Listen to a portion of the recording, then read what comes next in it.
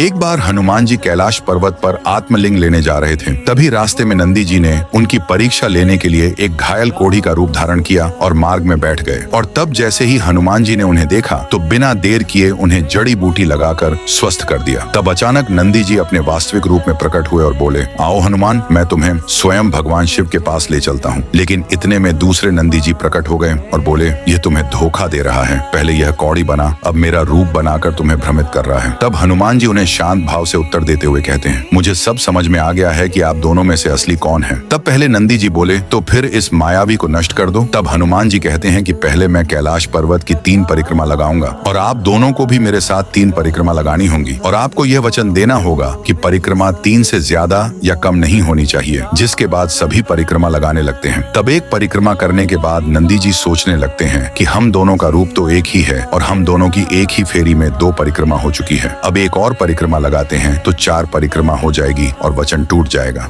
तब नंदी जी मन ही मन कहते हैं, अरे हनुमान जी तो परम बुद्धिमानी हैं, उन्होंने मुझे ही मेरे ही जाल में फंसा दिया। तब नंदी जी हनुमान जी से कहते हैं, मैं तो आपकी परीक्षा लेने आया था, पर असल में तो आपने मेरी ही परीक्षा ले ली। अब मैं समझ गया कि आपको तो कोई भी माया परास्त नहीं कर सकती। जिसके बाद हनुमान जी और नंदी जी अपनी अंतिम परिक्रमा पूर्ण करते हैं। तो दोस्तों, अगर आप भी हनुमान जी के सच्चे भक्त हैं तो इस चैनल को सब्सक्राइब करके कमेंट में जय श्री हनुमान जी जरूर से लिख कर जाएं।